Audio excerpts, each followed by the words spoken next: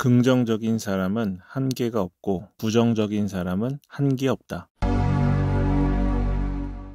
네, 안녕하세요. 이사영 잡스입니다. 오늘은 제가 블로그로 돈을 못 버는 사람들의 특징을 체크리스트 형식으로 말씀드리겠습니다. 제가 체크리스트 형식이라고 말씀드린 거는 정확한 표현 아닐지 모르지만 제가 예쁘게 체크리스트를 그려드리진 못하거든요. 근데 제가 원래 하던 대로 편하게 이야기할 테니까 듣고 자신에게 해당되는지를 한번 생각해 보십시오. 그리고 요거에 해당된다면 요거는 뭐 살면서 못 고치는 문제 뭐 이런 게 아니라 한번 깨달으면 아 이거 안 하면 되는구나 라고 생각하시고 끝날 문제입니다. 그렇게 생각해 주시고요. 제가 예쁘게 못 그려드리는 이유는 예쁘게 그리기 시작하면 지금보다 영상 올라가는 개수가 반으로 줄어들 거예요. 그러니까 그 정도로 양해해 주시길 부탁드리겠습니다. 자, 한번 보겠습니다. 먼저 참 제가 지금 말씀드리는 거는 그냥 편하게 생각나는 대로 말씀드리는 거라서 저도 이제 말하는 방식의 한계나 제 수준이 좀 낮아가지고요. 혹시 기분 나쁘게 들리실 수도 있는데 그런 의도는 전혀 있는 게 아니고 이 돌려 말하면 또 알아듣기 어려운 경우가 있거든요. 저도 그래요. 제가 잘 못하고 있는 부분이 있잖아요. 그거를 이렇게 예쁘게 돌려 말하면 못 알아듣는 경우가 있습니다. 보통 잘하고 있고 안 고쳐도 될 만한 사람들은 굉장히 잘 알아듣는데 내가 못하고 있거나 내가 잘 못 고치는 내용에 대해서는 아무리 얘기해도 못 알아듣는 경우가 있어요. 그래서 좀 이렇게 직접적으로 말씀드릴 테니까 너무 상처받지 마시고 오해 안 느끼시면 좋겠습니다. 첫 번째, 챗 GPT가 글을 좀 자동으로 써줬으면 한다. 이런 생각을 갖고 계신 분들 계실 거예요. 누군가는 챗 GPT로 자동으로 글을 쓰고 있고 수익을 막 엄청 내고 있을 게 분명히 있을 것 같다고 생각이 드실 수 있어요. 이걸로 해서 돈 엄청 많이 버는 사람이 있을까요? 없을까요? 있죠. 근데 극소수라고 생각하시면 됩니다. 제가 예전에 블로그 시작하면 상위 5%, 그만두지 않으면 1%라고 말씀드렸는데 여기는 0.01%라고 해도 과언이 아닐 정도로 극소수고 아직 공개되지 않았습니다. 공개된 내용은 뭘까요? 여러분에게 강의비만 받고 돈은 못 버는 방법만 공개되어 있습니다. 요거는 뭐랑 똑같냐면 운동을 안 하고 살 빼는 방법이랑 똑같습니다. 살을 빼려면 두 가지가 필요하잖아요. 식단을 조절해야 됩니다. 인슐린을 올리지 않는 음식을 드셔야 돼요. 적게 먹는 게 아니라. 그리고 운동을 해야 되죠. 운동은 살 빼는 거랑 크게 관련이 없다고 하지만 선수급으로 하지 않으면 하지만 건강을 위해서 운동과 식단을 같이 해야 되는데 보통 요 부류 있죠. 운동 안 하고 살 빼는 사람들은 이 중요한 두 가지만 빼고 다 합니다. 약을 먹어요. 약을. 그리고 다른 사람 있을 때는 음식 안 먹는 척 하는데 집에 가면 엄청 먹고 제때에 끼니 안 먹고 버티다 밤에 잠자기 전에 엄청 먹죠. 운동은 절대 안 합니다. 그리고 헬스장 가잖아요.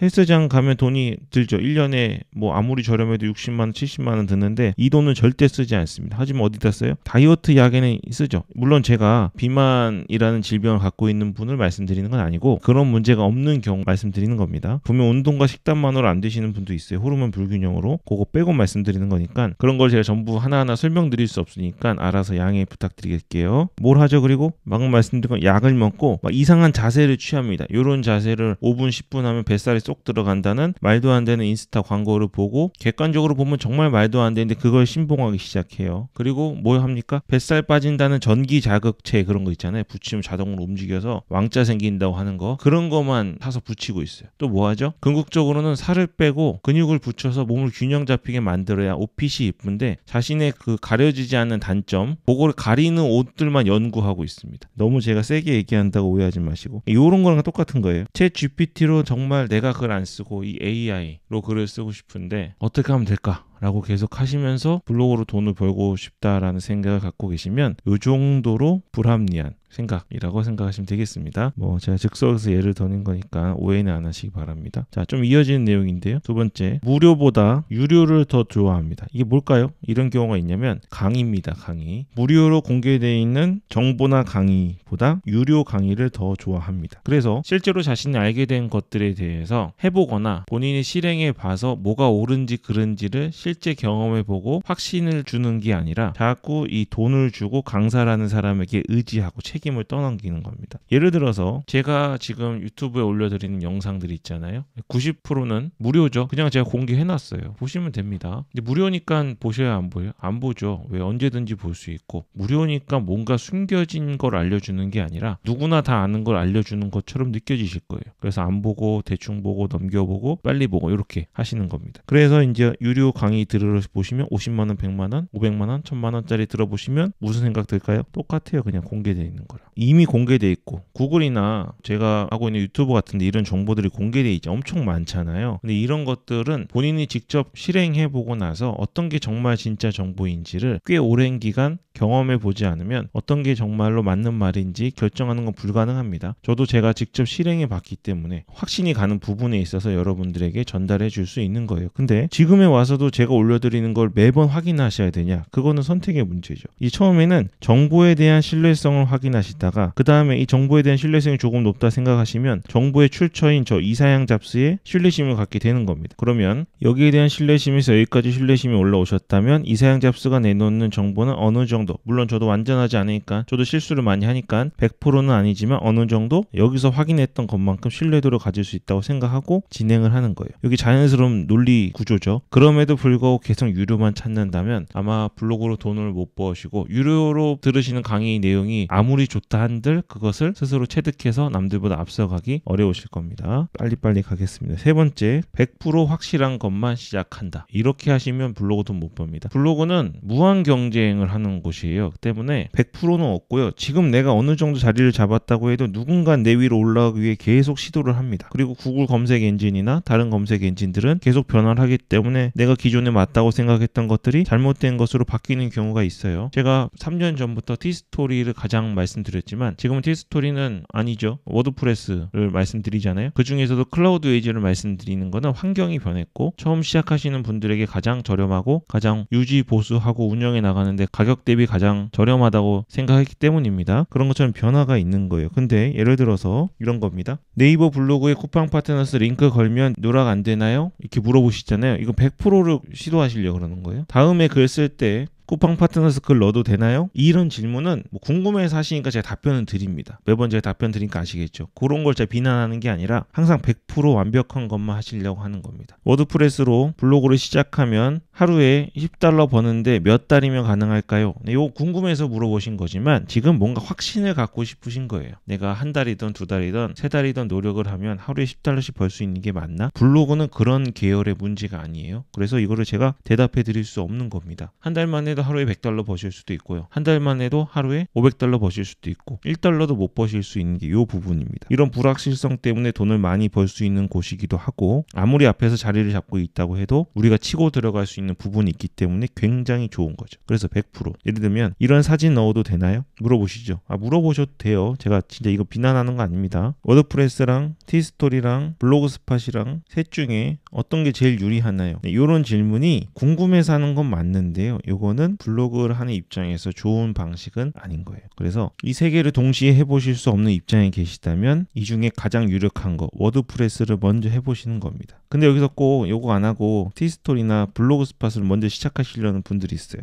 요거는 다음 부분이랑 관련이 있습니다. 4번 네 번째 체크리스트 돈입니다. 돈 버는데 필요한 돈을 안 쓰는 경우죠. 사치를 하라는 게 아니고 쓸데없이 돈을 쓰라는 게 아니에요. 전에 다큐멘터리를 봤는데 이태리랑 프랑스 있잖아요. 거기 뭐가 유명하죠? 명품이 유명하잖아요. 저는 잘 모르지만 루이비통, 샤넬, 구찌 이런 거 있잖아요. 이 명품이라면서요. 입생로랑 이런 거를 만든 나라 있죠. 그런 게 본 고장인 나라에서 이렇게 버스 전철 타고 가는데 그 안에 이런 걸 갖고 있는 사람이 거의 없는 겁니다. 물어봤대요. 왜 이런 거 안 차고 있냐고. 아니 버스에서 왜 명품을 내가 메고 있어요? 이 용도가 따로 있는 겁니다. 예를 들어서 자신들이 간 중요한 파티나 중요한 사람을 만나러 갈 때 그 격식에 맞는 명품은 하겠죠. 있으니까. 그렇다고 한국에서 명품 평소에 쓰고 다니시는 분들을 비난하는 거 아니에요. 그러니까 예를 드는 거니까 긍정적으로 좀 봐주시면. 한국이나 중국이나 제가 태국 갔을 때도 다 이런 거 들고 다녔는데요. 그것도 우리가 살고 있는 나라의 문화니까요. 그거는 제가 존중합니다만 명품의 본고장이라고 하는 나라에서 들려준 이야기가 신기하고 재미있어서 제가 예로 들어드린 건데요. 다시 말씀드리지만 돈은요. 쓸 수 있죠. 내 돈이니까 내가 마음대로 쓸 수 있는데 써야 되는 돈도 안 쓰는 경우 안 써도 되는 돈은 충동적으로 쓰면서 돈을 버는데 필요한 투자금이나 비용에 해당하는 돈을 아낀다면 블로그로 돈 못 법니다. 여러분 사무실 혹시 오픈해 보셨습니까? 이렇게 조만한 사무실 오픈하면 아주 새 건물이 아닌 이상에는 아주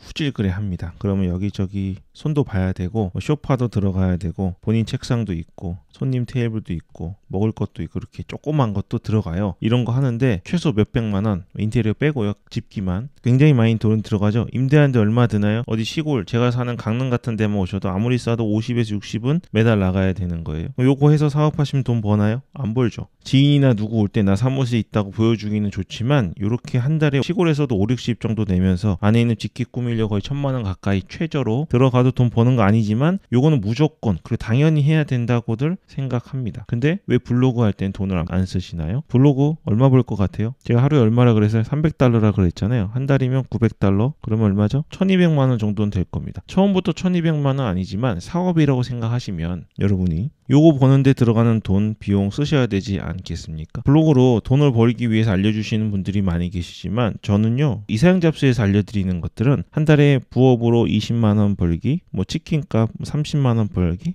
뭐 50만 원 벌기, 체험단 해가지고 물건 받고 이런 거 하는 데 아닙니다. 지금 갖고 있는 직업을 대체하거나 앞으로 직업의 방식이나 모양이 변하잖아요. 그런 것들의 영향을 받지 않기 위해서 혹은 내가 가치 있는 일에 시간을 더 내기 위해서 돈을 버는 일에 영향을 받지 않고 하기 위한 그런 취지로 제가 전달해 드리는 겁니다. 그렇다면 돈만 벌기 위해서 시작하는 사업도 돈을 들어가는데 이렇게 가치 있는 일을 위해서 어느 정도의 수익을 안정화시키기 위한 거라면 당연히 비용이 들어가겠죠. 뭐가 있을까요? 사진 돈 주고 사셔야죠. 직접 찍을 수 있으면 좋지만 유튜브가 아니라 블로거의 경우에는 직접 찍으러 가는 게 오히려 비용이 더 들 수 있습니다. 셔터스톡 같은 데 보면 한 달에 뭐 10만 원 정도 쓴다고 하죠. 사진으로. 비용 나가요. 아깝습니까? 그리고 블로그 하시려면 글 쓰셔야 되잖아요. 노트북이나 맥북이 있으셔야 되죠. 맥북 지금 M2 160만 원 정도 해요. 초기 비용입니다. 아까우신가요? 생각을 해보세요. 내가 블로그로 글 쓰는데 지금 하나도 돈 못 버는 것 같은데 맥북으로 160 들어간다. 의자 사셔야죠. 우리는 의자에 앉아서 너무나 많은 일을 하기 때문에 의자를 어떤 거 살까요? 좀 저렴한 거 생각하겠습니다. 10만 원 할게요. 아까우신가요? 그리고 최근에 제가 많이 말씀드리는 워드프레스 하시려면 호스팅 비용 나가셔야 됩니다. 월 30달러 4, 5만 원 정도 하겠죠? 아까우신가요? 이거 정말 아까우세요? 임대료 아까 얼마 나간다 그랬죠? 도메인 1년에 10,000원 정도 나가잖아요. 아까우십니까? 요거를 제가 질문을 드리는 거예요. 도메인이 하나가 아니라 나중에는 10개, 20개씩 갖고 돌리시게 됩니다. 1년에 20만 원, 30만 원 정도 도메인 비용이 나가는 게 제가 처음부터 20, 30만 원을 가볍게 생각하는 게 아니라 실제로 돈을 버는데 필요한 최소 비용이라면 저 같은 경우는 유튜브도 하고 있잖아요. 그리고 특히 셔터스톡이나 어도비 스톡 같은 데 계속 영상 올려서 판매하고 있기 때문에 카메라 장비를 맞추는데 돈이 없어도 최소한 500부터 시작합니다. 예를 들어서 제가 돈이 많아서 500이 아무것도 아니라고 말하는 게 아니라 필요한 돈은 지출할 줄 알아야 돈을 벌 줄 아는 겁니다. 그게 바로 블로그죠. 그리고 여러분이 이제 사업자 등록을 하시면 어차피 비용 처리를 하셔야 되는 부분들이 생겨요. 근데 얘기가 엄청 길어지는데요. 한 가지 더 말씀드리면 그래 돈을 벌면 내가 돈을 쓸게. 틀렸죠. 그러면 가속도가 붙지 않습니다. 근데 확실한 것도 없으면서 무조건 돈만 쓰라고 말씀드리는 건 아니에요. 근데 지금 앞서가는 분들이 있고 이미 이 블로그는 특히 영어권에서는 안정적으로 알려진 것들이어서 거의 확실한 수익의 수단입니다. 그래서 제가 충분한 비용을 말씀드리는 거예요. 자, 또 이런 말씀 하실 수 있어요. 그래, 비용 처리한다고 치자. 그러면 내가 1년에 1억을 벌면 그중에 세금을 뭐 한 30-40% 내야 되잖아요. 그러면 한 4천 정도 내야겠죠. 요 돈을 내느니 비용으로 맥북도 사고 카메라도 사고 다 사서 세금을 4천 안 내고 뭐 1,000만 원만 내겠다. 예를 들어 이렇게 하시겠습니다. 내가 벌면 할게. 이러면 이미 늦습니다. 이런 개념이 없으시면 제가 비용을 4천만 원씩 써서 돈을 막 펑펑 쓰라고 말씀드리는 건 아니지만 이렇게 뭔가 돼서 한다고 한다면 아까 말씀드린 것처럼 100%를 요구하신다면 블로그 하시기 조금 어렵습니다. 제가 큰 돈 쓰시라고 말씀하시는 게 아니라 만약에 내가 사진을 많이 못 구하신다면 유료 사진을 살 수 있는 금액 정도는 쓰셔야 되죠. 워드프레스를 하시려면 호스팅이나 도메인 비용은 아까워하시면 안 되는 겁니다. 의자를 비싼 건 사진 못하더라도 지금 내가 쓰고 있는 의자가 앉아있으면 앉아있을수록 나의 허리와 엉덩이와 다리와 어깨에 고통을 준다. 그러면 빚이라도 내서 의자를 바꾸셔야 되는 거예요. 블로그를 하시려면 그렇게 생각하시면 되겠습니다.